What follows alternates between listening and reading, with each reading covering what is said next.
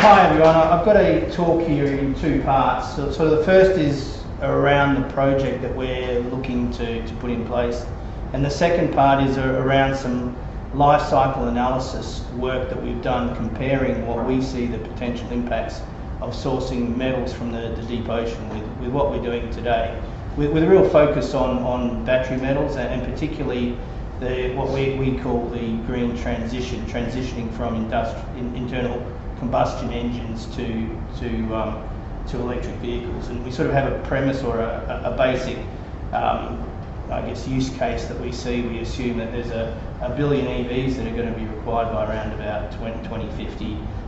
Looking at, we've got about 1.3 billion cars today, and as I think most people in the room are aware, there's the metals that are required to produce those batteries are going to produce quite a challenge to existing supply chains, and we're looking at proposing a way forward based on the world's largest undeveloped resource for nickel and cobalt in particular, and manganese, something that's in an order of magnitude larger than anything on land that's undeveloped. So with that, I'll get into the story. I think most people in this room will be familiar with this piece here. This is Morgan Stanley's forecast. It's a bit old now, and most of these forecasts here have been growing rather than decreasing over time. Most people see somewhere around about 2050 as a point at which there'll be more EVs than internal combustion engine cars, and really all driven by the policy changes and requirements, things like the Paris Accord and else to look to stay below 2 degrees global warming. So there's a big driver from that. You look at what goes into an electric vehicle battery. The general chemistry of batteries that's well established now is NMC. They are the most energy dense batteries, cathode design, a carbon anode, nickel, cobalt, manganese cathodes. The 75 kilowatt EV battery seems to be about the size that the industry is moving to, and battery chemistries are increasingly becoming nickel rich. When you look at that at a very high level, these are actually, interestingly, we got these from Northvolt, the group in Scandinavia, who are looking to build the world's cleanest battery. This is their view of the world, and they're very scared about this and what it means to them, and how are they going to source supply, particularly for nickel and cobalt. Similar story for copper. The copper curve always looks like this, but increasingly it's getting harder to find those or bring on those 5 escondidas that we're going to need pretty much from 11 years from now, which is, I think, the whole industry sees as a real challenge. So security supply is one issue. The other is, of course, all the ethics around mineral supply, which clearly the Sustainable Minerals Institute is all about. Deforestation, big for nickel, coming out of places like Indonesia, and of course everyone's familiar with the stories of child labour in the Congo. So I guess just to cut to, first off, a piece around what we're looking at doing, and then a comparison with existing land-based resources. A polymetallic nodule, very conveniently, has pretty much all the stuff that goes into an NMC battery. So the battery cathode, and then of course the copper for the wiring. The grades, we'll get to in a minute, but just to hopefully this will work. Just a quick piece of history. This is a deep sea nodule, a potato-sized lump holding over 30 metallic oxides. Millions of tons of such nodules lie scattered on the deep ocean floor. The electron microscope reveals its porous crystalline structure, which accumulates layers of manganese, copper, iron, and cobalt.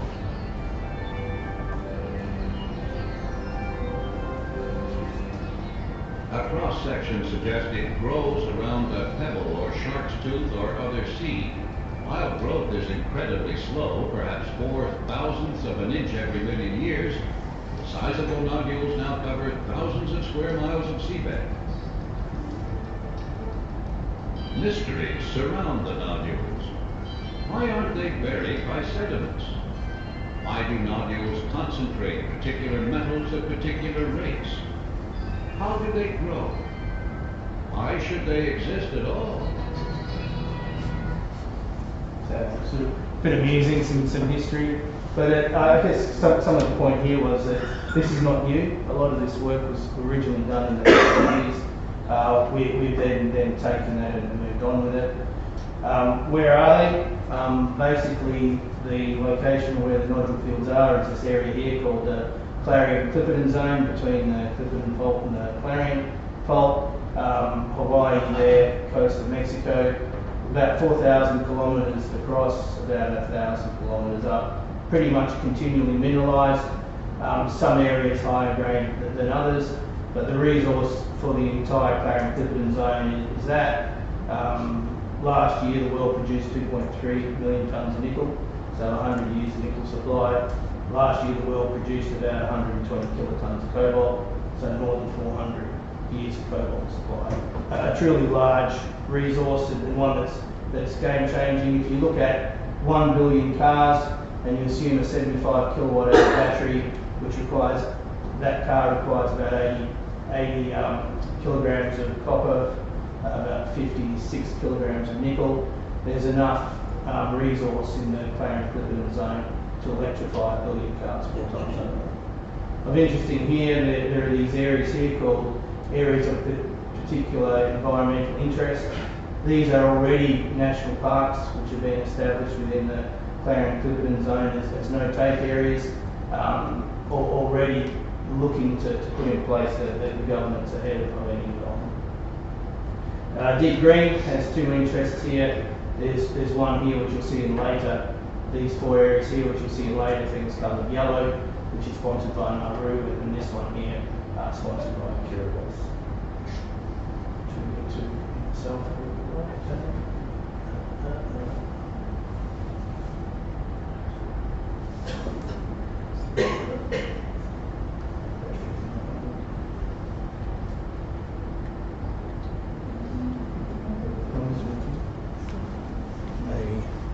Maybe you can just go in here. I don't know, but we can use this one. So what does it look like down there? Use this, yeah, you can use it. So what does it look like down there? This is the CCZs typically, particularly in the east where we are, 3.8 to 4.2, actually about 4.4 thousand metres depth. In the east it gets deeper, down to about 5,000 and a bit deeper. It's very flat, very desert-like.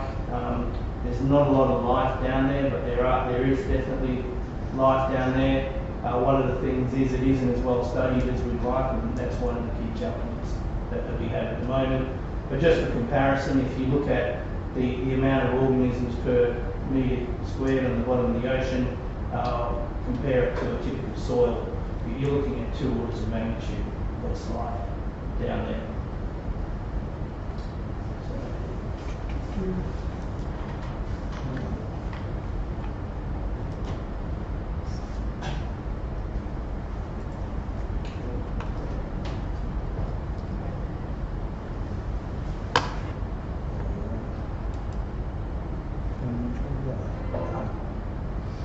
So as I said, a lot of work was done in the 1970s, evaluation, exploration, delineation, and then trial mining.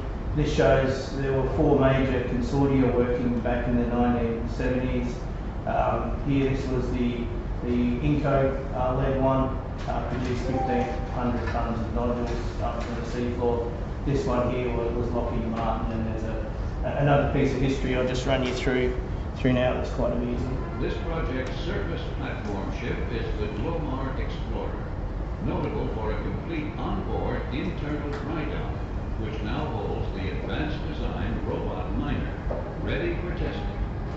45 feet long, 20 feet wide, and 15 feet high, It's about the size of a small house, a product of 16 years of research and development. The amazing thing was Across the treacherous that this was seafloor done using before an LED screwdriver before there was GPS, before there was dynamically positioned vessels. There's a lot of technology that's commonplace now that they didn't have access to when they did this. enhanced appear in the ship's mining control room.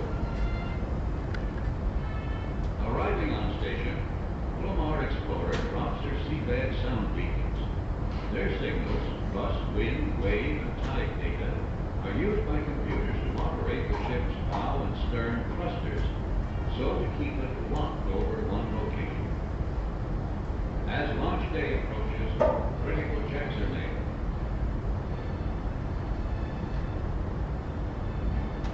Chocks removed, work platforms hoisted out, and dry dock thoroughly cleaned.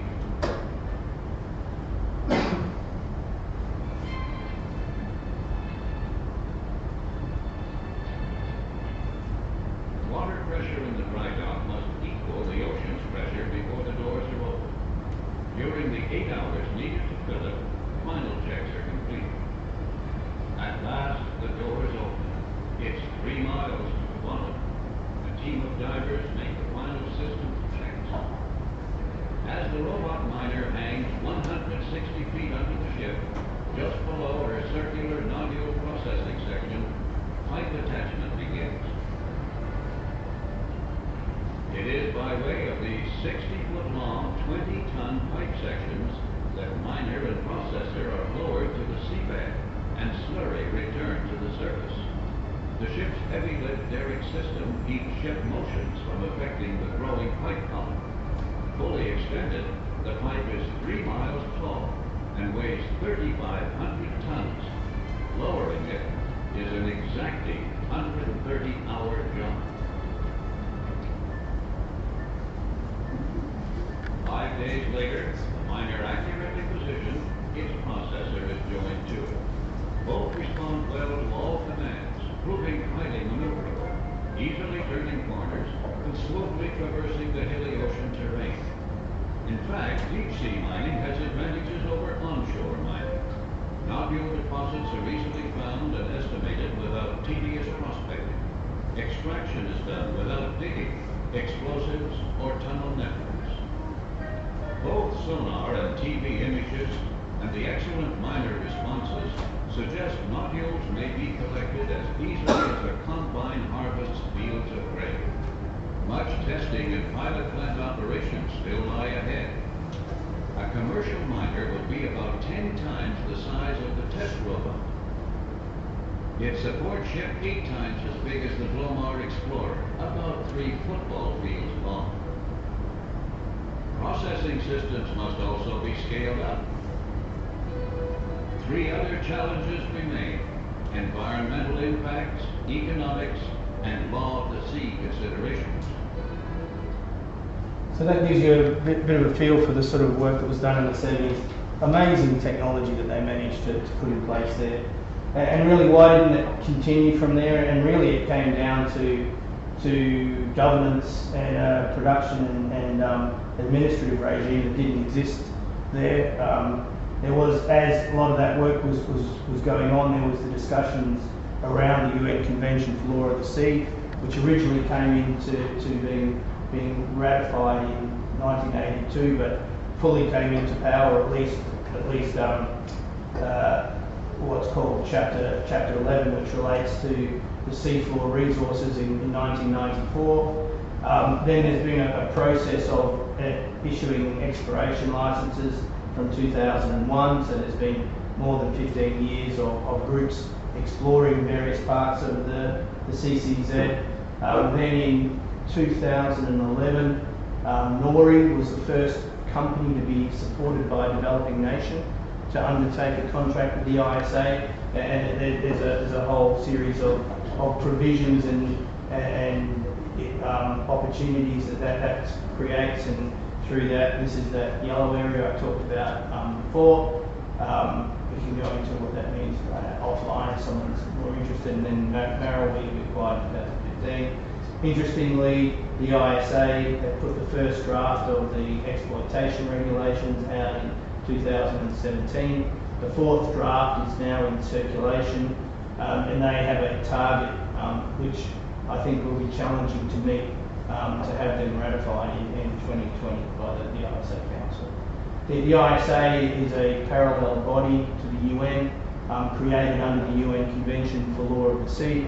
There's 168 members of the Assembly, 167 nations and the EU, and basically has a governance structure similar to the ISA, to the UN, a General Assembly, a Council, and then various supporting committees that provide governance. So some of the work that we have done, and I guess any mining project starts with the resource.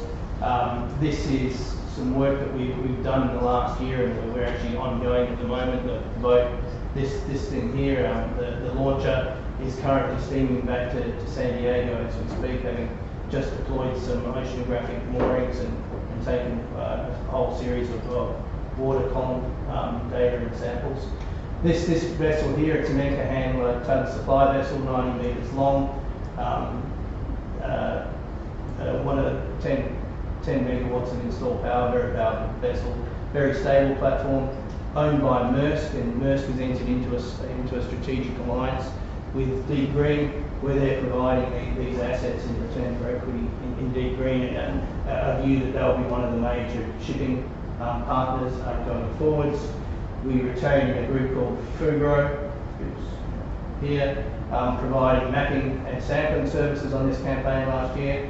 This is the Echo Surveyor 7, a Hugin 1000 AUV, autonomous underwater vehicle. Basically goes and maps the seafloor. It's got a sensor package involving a side scan sensor, which gives you sort of pseudo-geology or bed roughness, a multi-beam bathymeter, which gives you accurate bathymetry or topography, a sub-bottom profile, which can see about 100 metres into the seafloor and gives detailed seismic-like structure, and then a camera. These are some box cores. These things are basically sampling devices that drive the box into the seafloor about half a metre. When you lift it up, a shovel comes in underneath. So you basically lift up a piece of turf from the seafloor, a lid goes on, you pull it up to 4,000 kilometres. You weigh the nodules, that gives you the abundance of nodules. You assay the nodules, that gives you the content of metals in the nodules. This is the camera feed from the AUV, a series of stills stitched together. That's 8 metres across, and you can see just continuous pavements of nodules. And these are pretty typical box scans, of course, from the NORI-D. The nodules here, typical in size. So the resource, we've undertaken a 43-101 compliant resource. A few updates to it. Currently we have an inferred, indicated and measured resource. The campaign we did last year was really targeted around demonstrating the recipe. So we proved a little bit of measured, a bit more indicated, and the work we're doing now is to fill that out so that we'll have 30 years of indicated resource ahead of a production system, and 5 years of measured, which is which will convert to resource, but of the reserves, which is of the ilk of the little payback period. But you can see here that the inferred resource, 900 million tonnes of 1.3 nickel, about 30 manganese, 1.1 copper, 0.2 cobalt, which gives you of the order of 6.5% copper equivalent. So 900 million tonnes of 6.5 copper equivalent. I don't know of too many other resources on the planet that meet that. And remember, this is only a small piece, about 3% of the total area of the CCZ. So the entire resource is enormous. Just to put that into context with other undeveloped nickel deposits, these are from the advice we had from Macquarie, the best undeveloped nickel deposits on the planet today. In terms of total tonnage, that's the contained nickel within NORI, and then looking at the grades and the NORI grades. So how do we get to a resource? And we could spend a lot of time on this, so we just need to move through this quite quickly. But we've had AMC with Ian Lipton and Matt Nimmo as a competent people doing this under 43-101. a lot of work done on the variography of the sampling. The abundances and particularly the chemical grades of the nodules are remarkably consistent. The range on the variograms for the composition of nodules is of the order of 20 kilometres. So from the work and the conditional simulation that Matt did, it shows that a sample that's 7 kilometres apart gives you an adequate measure for the metal content of the nodules. And then to get the abundance, that's more variable. The range there is about 10 kilometres. The work that they've done sampling on the order of 3 kilometres gives an adequate estimate, and you can do that using the AUV photography. So what we've done, this area in here, the outlines I've shown, that there is that they've termed indicated, and this box in here is what's now measured, and the abundances we've taken from the AUV footage and compared back to the box scores, and it relates well. So currently within the Nori D area, that one small yellow box, there's just under 400 million tonnes of resource, 4 measured and 33 indicated. Interestingly, in this area, when we went from the previous sampling, which was based on freefall grabs, to this sampling using the box score, which is more accurate, we ended up increasing the total tonnage of the resource, going from inferred to indicated by 51%. So it actually went up rather than down, which is, as you know, unusual. So just to give you a feel for what we do.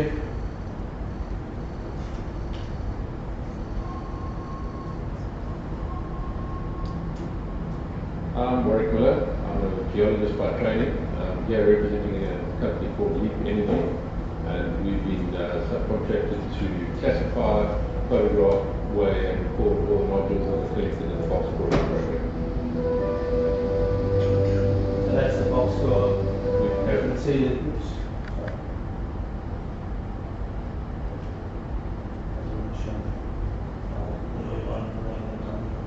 sorry. So basically, that's the piece around the resource. It's incredibly large and it's incredibly consistent, and the grade of the nodules are incredibly consistent. So there's a strategy that Deep Green has put together around putting this project together, really where we see our expertise with the ecosystem we've developed around us, around the resource, and then the interaction with customers, which we've been spending the last 2 years dealing with all of the EV manufacturers and getting them involved with the idea that there's a cleaner and better way of sourcing the metals that they're challenged with, and then developing strategic partnerships on the capital intensive and also expertise intensive piece around the design and engineering of the offshore system, and also the design and engineering processing. So to date we've entered into 2 strategic partnerships, the one with Maersk, which we showed you a bit of before, but also with Allseas to develop a collective test, which is one of the requirements under the ISA regulations to put in place a test, and then ultimately for them to build, own, operate and produce an offshore mining system to produce like the Nori D license. So what does that look like? Well, who is Allseas? Allseas arguably are the owner of the largest vessel on the planet, the Pioneering Spirit, a heavy lift and also pipelay vessel. This is about 380 metres long, 100 metres wide. Basically, this thing here comes along. This is the Brent Bravo platform, 26,000 tonnes. It comes along, it connects these lifting jacks, cut the legs and lift off the platform in one hit. Has the record as the single heaviest, largest heavy lift on the planet of 26,000 tonnes. They're doing this, they took a position in Deep Green, and also providing this expertise for equity in Deep Green.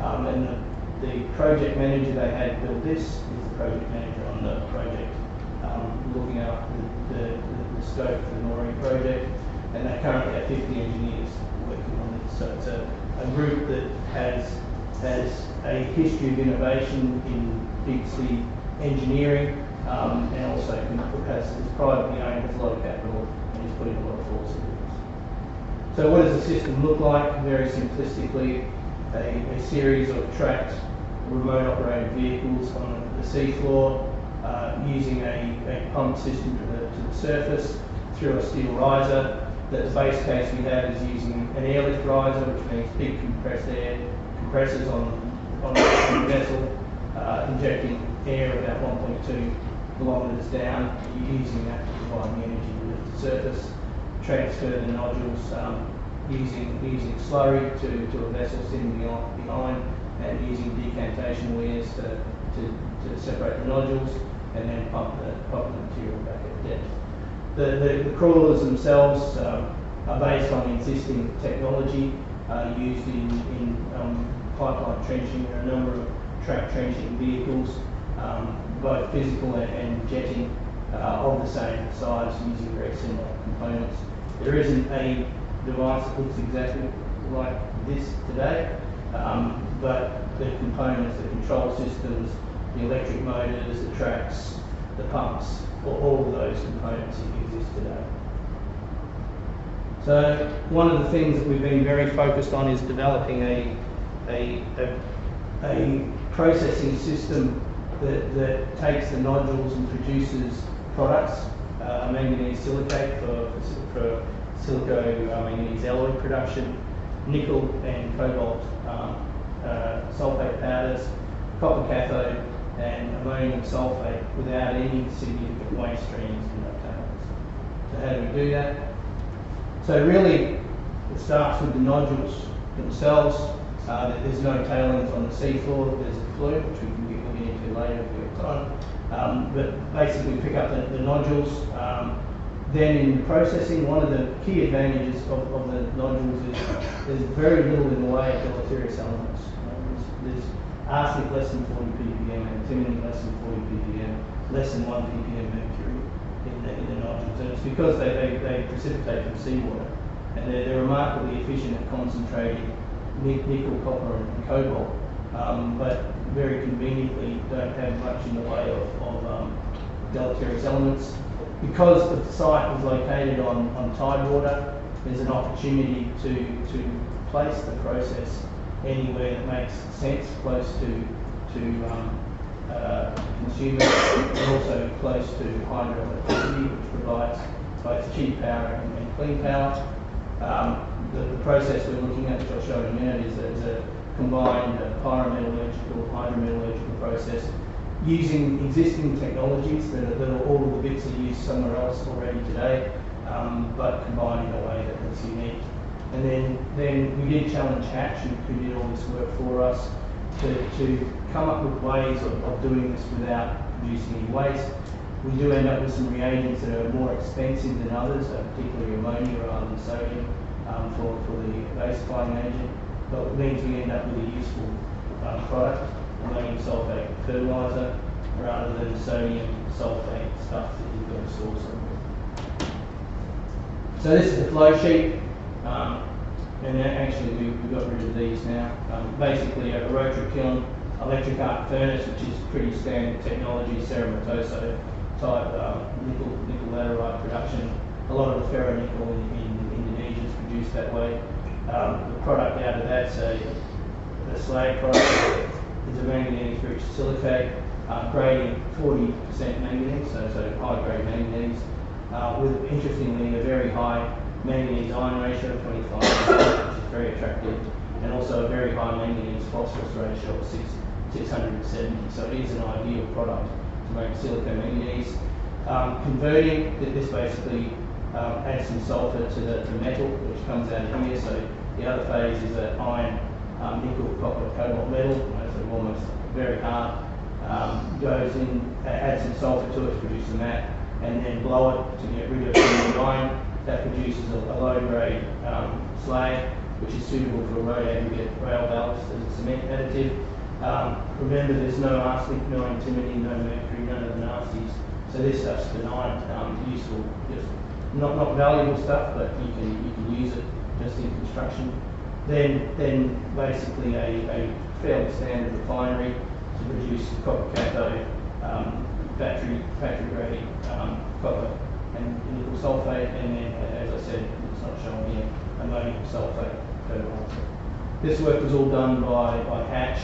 We completed a PEA on this in April 2019, and we're going through the bench scale testing of this at the moment, and then in early next year we plan to collect a 150 tonne sample to do this at scale.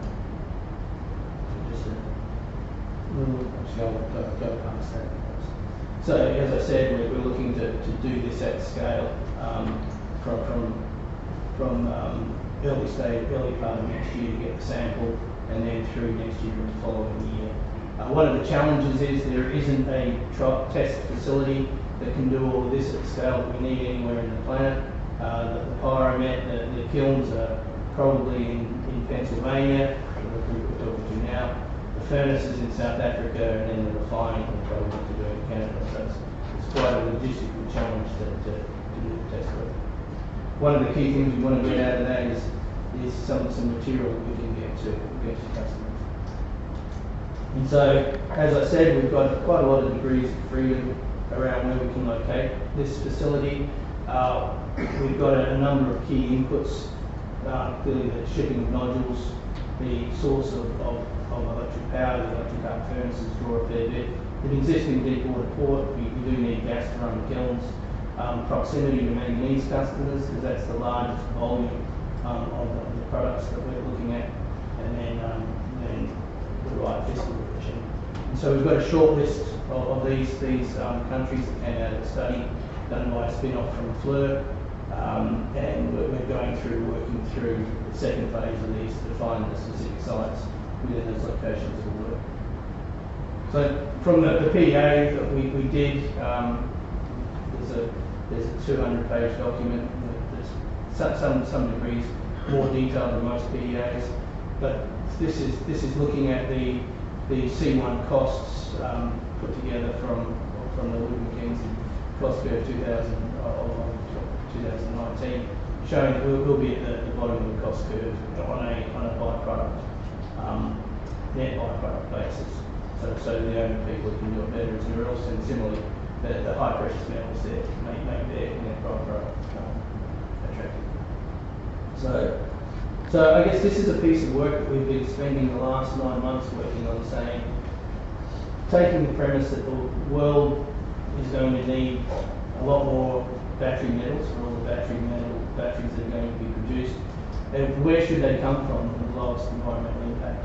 And as well known, the largest resources of nickel tend to be in Indonesia and the Philippines, as laterites in the equatorial rainforest, cobalt from the Congo, versus potentially sourcing them from the deep ocean.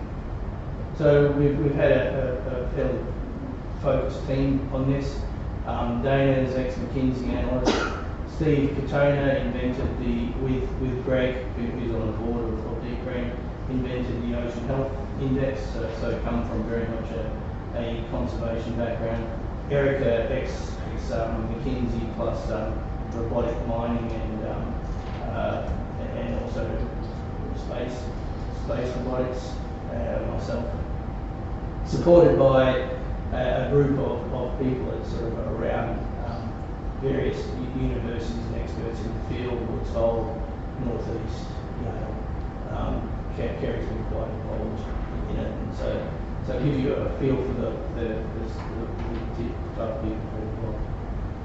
So as I said, we sort of started with the premise of we need 1 billion vehicles by about 2050, and 25 kilowatt hour battery requires those inputs. Where can you get them from? You can get them from land, you can get them from landfills. A lot of people say, why don't you just get them from landfills and recycle? And we will, we'd like to, but at the moment there isn't enough metal in the system. Or we can get them from the ocean, and there's various different sources in the ocean, but the one that really makes sense are nodules. So we went into a comparison of saying, okay, if we were to source these ores on land versus the sea, what would it mean? So we took basically a life cycle analysis assessment using the existing literature, all of the work that's been done in the literature on mining inputs and outputs, and looking at a cradle-to-gate analysis, so looking from the very front end to basically those products at the gate of a battery manufacturer. And trying to do it on as much an apples-to-apples basis as we can. So we follow the standard life cycle analysis templates, which basically breaks everything into 7 impact categories. And so when we do that, we look at the various inputs, and there's a lot on this, and there's a white paper that Rick has a copy of and is looking to comment on us. But comparing things like the amount of land used, land and seabed use, climate change, the amount of greenhouse gas produced, the habitat damage in terms of the amount of solid waste and the impact on people. So when you look at the amount of ore that's needed to produce a billion batteries from the deep ocean, we need 6 billion tonnes of nodules, we need 25 billion tonnes on land. Land use, of course, this is taking on average the footprint of the mines that would be required to do that, and the processing plant that we have significantly less. Forest use, of course, significantly less, but we're assuming that there will be some impact from our facility. Seabed use, of course, much more. Water use significantly less in terms because we don't have the mining process water. But I'll show a little bit more of this a little bit later on. But when you look at the carbon inputs that would be required compared to existing mines to produce those materials, which are going to use 1.4 gigatons of produce 1.4 gigatons of carbon, but we're looking at something that's about 30% of that. And particularly when you start looking at carbon sinks in the reservoirs and the clearing required, it makes a significantly lower carbon impact. Similarly, waste, as we showed, we'll produce metals with no waste on the seafloor, no impoundment facilities, no tailings dams there, no tailings dams at the treatment facility, and the estimates to produce that the billion batteries from land will produce 64 billion tonnes of waste. So significant impact. Waste has both mine waste and also tailings. And given the view of the world for tailings, I think that's a significant advantage. So just what are some of the drivers? As we said, high grade resource, you just need a lot more stuff. And you basically got 3 mines versus 1. This is sort of I find quite an interesting context. This is Alabora. This is the open pit, and this is the estimate of all of the copper that ever came out of that open pit. Copper mining is incredibly wasteful. When 99% of the stuff you dig up goes to waste. And then just similarly, just even in terms of direct ores, you need 4 times as much. And no toxic big waste. One of the things we looked at is we took the existing land-based the paradigm today and said, okay, what will the mining industry likely improve on? So took that off the carbon impact, but then also took into account the effect of decreasing grade. And then when you look at land mining today to produce a billion batteries, you need 1.7 gigatons of carbon. If you look at electrification of the mining fleet, all of the opportunities there are to decrease carbon, and then you also take into account the falling grades, you can get that down to about 1.4, and we're looking at from nodules based on the work that we've done on our PEA and having it independently reviewed, we're looking at some of the significant limits. And then looking at the issues around area and seabed use. So I guess that's 45 minutes. I've got a lot more material I can go through, but I think it's probably useful to stop it there and take questions. I guess if any questions come up, I can relate some of